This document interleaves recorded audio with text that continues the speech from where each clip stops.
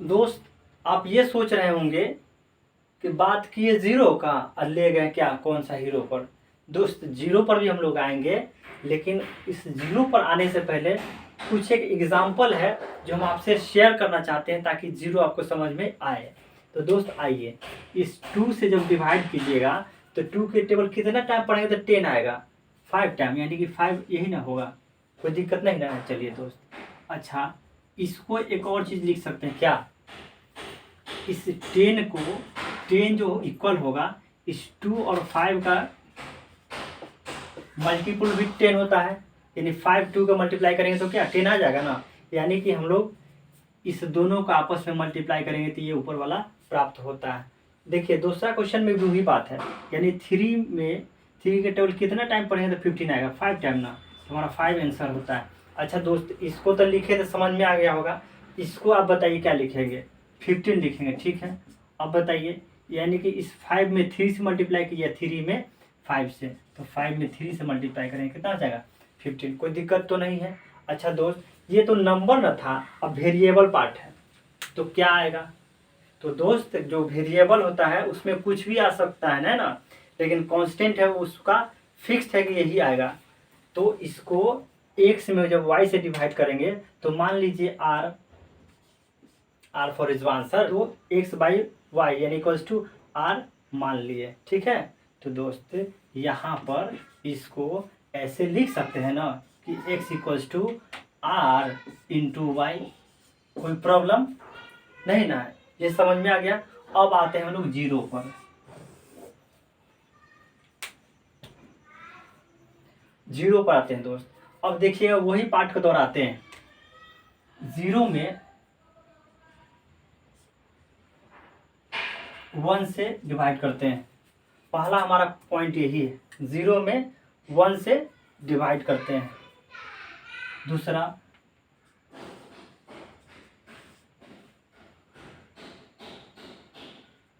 Zero में 1 में 0 से डिवाइड करते हैं। और तीसरा जो हमारा पॉइंट है, जीरो में 0 से डिवाइड करते हैं। ये 3 पॉइंट है, ये 3 पॉइंट है, इसको ध्यान से समझिएगा। तो दोस्त जीरो में 1 से डिवाइड करना है, ठीक है, जीरो में 1 से।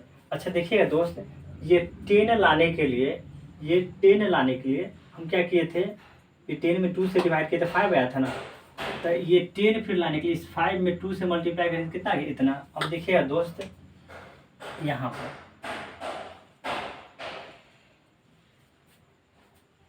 तो 0 इक्वल्स टू, ये 0 इक्वल्स टू हम इसको ऐसे लिख सकते हैं, है ना। यहाँ पर यहाँ समझिए, 0 इक्वल टू लिख सकते हैं, इस 0 बराबर 1 मल्टीप्लाई यहाँ पर क्या डालें।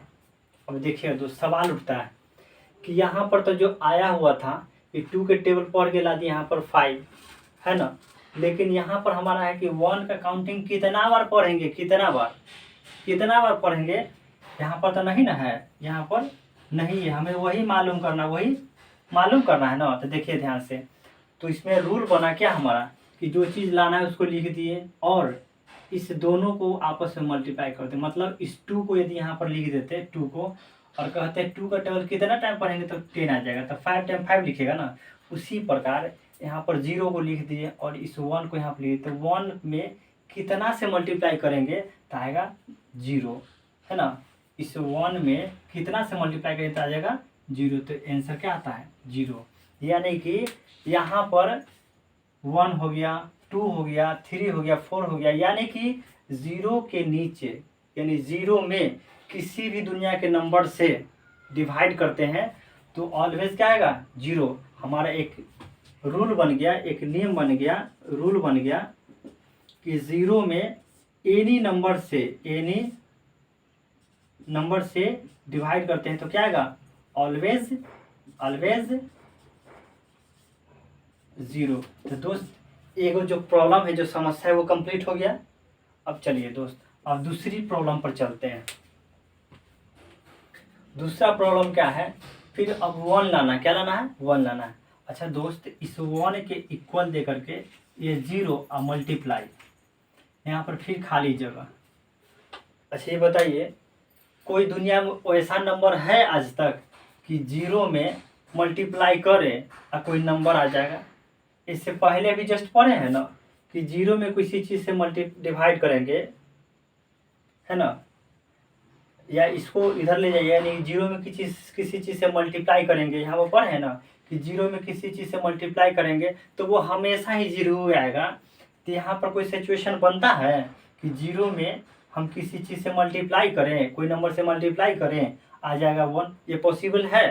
ये पॉसिबल नहीं है। यानी कि अनडिफाइंड, यानी कि अनडिफाइंड है, ये अनडिफाइंड।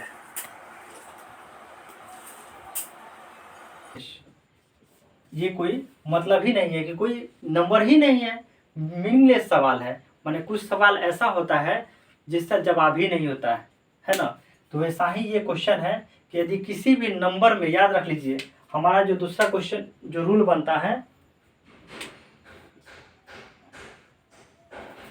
इस रूल को यहाँ लिखते तो अच्छा रहेगा।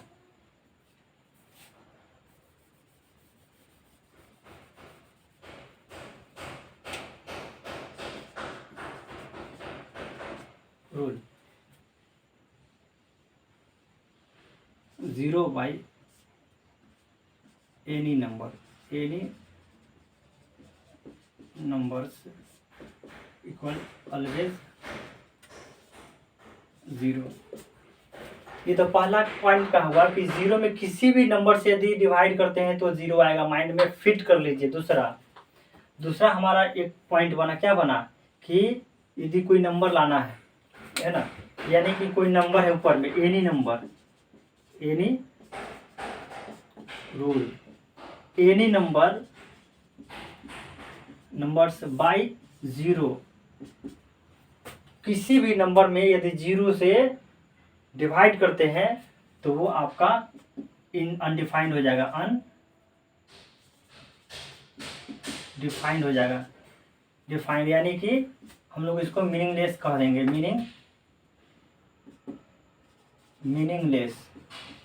मीनिंगलेस हमारा होता है।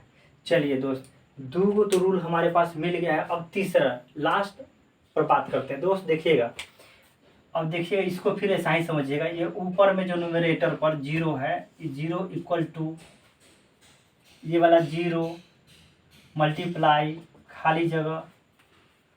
अब देखिएगा दोस्त, इस 0 में क्या चीज़ से मल्टीप्लाई करें ताकि आएगा 0? अच्छा ये बताइए दोस्त, 0 में किसी भी नंबर से मल्टीप्लाई करते हैं तो 0 आता है।